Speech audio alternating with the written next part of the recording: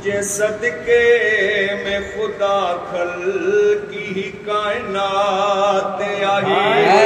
सुभान अल्लाह। तुझे सदके में खुदा खल की कायनात आई। जय ते रब पारा आशिक सा तुझी जात आई। जय ते रब पारा आशिक सा तुझी जात आई। तुझे सदके में खुदा खल की कायनात आई। तो जी हालत के खत्म क्यों तो मिटायो वा कुफर।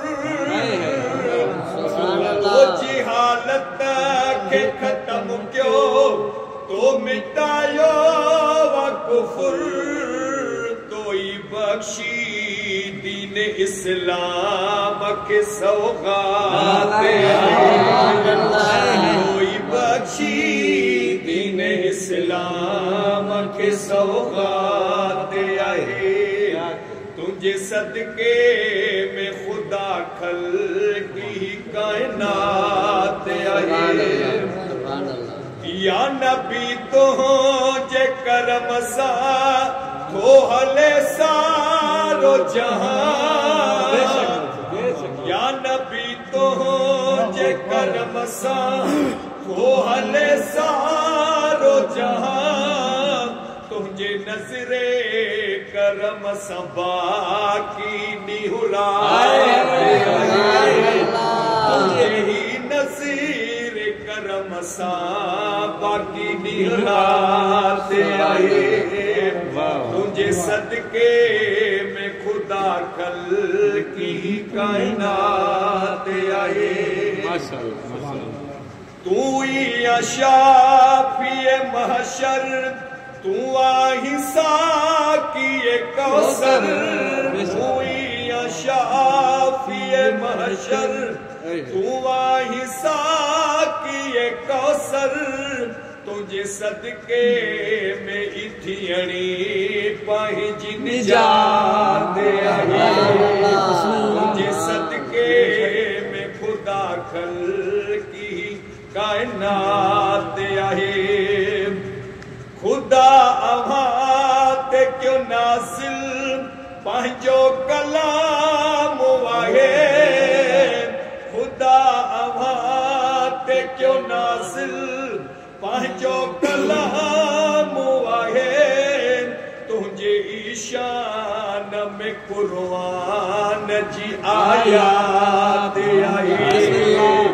तुझे सदके में खुदा खल की कायनात आई। तू सरदार नबिन जो तू महबूब खुदा। तू सरदार नबिन जो तू महबूब खुदा। तुझी आला सजी कायनात में औकात आहे। तुझी आला सजी कायनात में औकात आहे। पांजी बख्शिश जो जरियो थींदी महशर में। पांजी बख्शिश जो जरियो थींदी महशर में। पढ़ी जुल्फकार जा महफिल में आना। पढ़ी जुल्फकार जा महफिल में आना दे आए।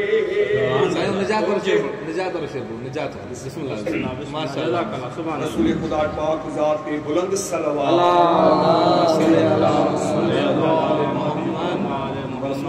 तू शाफिए महशर तू आहिसा किए कौसर।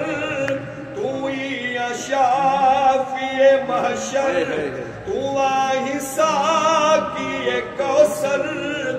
तुझे सदके में इथियणी पंहिंजी निजात तुझे सदके में खुदा खल्की कायनात आहे जय ते रब पाण आशिक सा तुझी ज़ात आहे तुझे सदके में खुदा खल्की कायनात। माशाअल्लाह, सुभान अल्लाह।